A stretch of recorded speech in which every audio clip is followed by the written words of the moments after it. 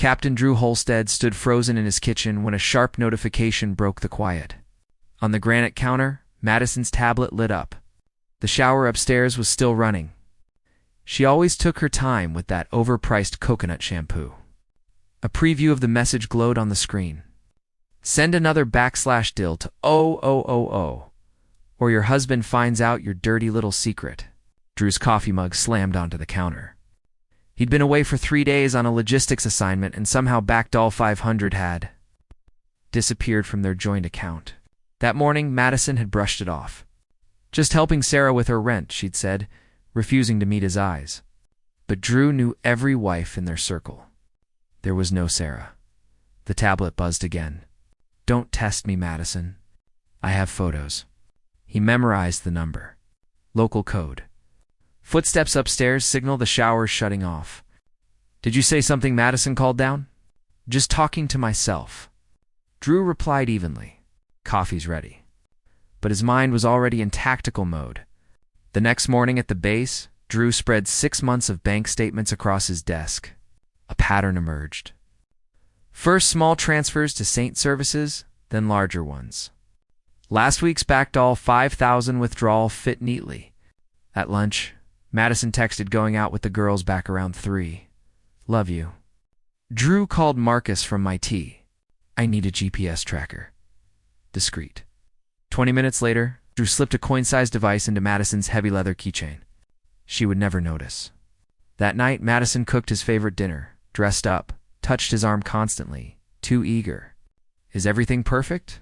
Madison Drew asked, watching her carefully. A flicker of fear crossed her face before the smile returned. Of course. Why, just wondering if there's anything you want to tell me. Her hand trembled.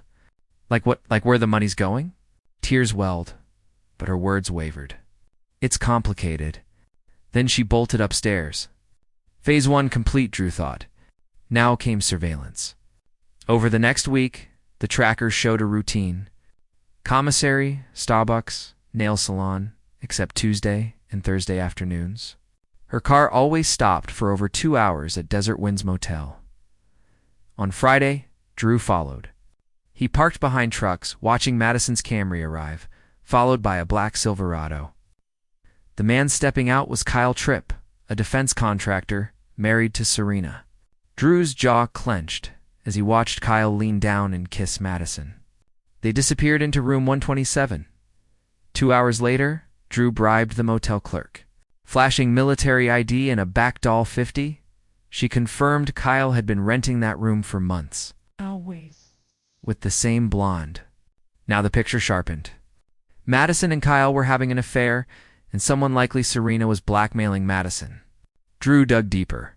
Bank records, GPS logs, and social media posts revealed Serena Tripp.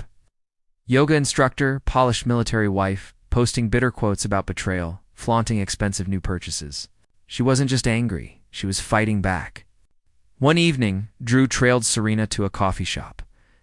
Catching a glimpse of her typing an email with the subject line, "Final Payment." Later at FedEx, she printed dozens of photos and a letter blackmail escalating. The following Tuesday, Drew rented the empty room next to Madison and Kyle's. From behind the wall, he overheard their argument. She wants 10 grand or she's sending everything to Drew, Madison cried. Kyle sounded desperate. This won't stop. She's been watching us for months. Then Madison's tone turned cold. Then we stopped her first.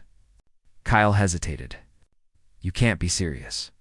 I'm dead serious, Madison replied. Drew's blood ran cold. His wife wasn't just lying. She was plotting. That night, Drew approached Serena after her Pilates class. He warned her. They're planning to silence you. Go to the police tonight. Tears spilled as Serena confessed she demanded money out of rage and humiliation. She had collected Backdoll 1200 already. I just wanted them to feel what I felt, she whispered. Then stop now, Drew urged. Otherwise, you won't live to regret it. She went to the police. Hours later, detectives contacted Drew. Serena had handed over bank records, photos, threatening texts from Madison. The police were now hunting both Madison and Kyle. By the next day, Madison's car was missing, along with Kyle's truck. They had vanished together. Then, the FBI showed up at Drew's door. Kyle worked on sensitive defense contracts and had recently accessed files unrelated to his duties, files that could be sold. The affair and extortion had triggered a larger investigation. Using Madison's tracker, Drew led agents to an abandoned industrial site near PBLO. Both cars were there. The FBI moved in, arresting Kyle and Madison without resistance. Kyle looked broken, exhausted. Madison looked feral, makeup smeared, hair wild. When her eyes met Drew's, she screamed, "You did this! You destroyed everything." Federal agents restrained her as she continued to curse him. Drew, silent behind tinted glass, realized he hadn't destroyed anything. Madison had done it herself. All he had done was finally see the truth and act before it was too late.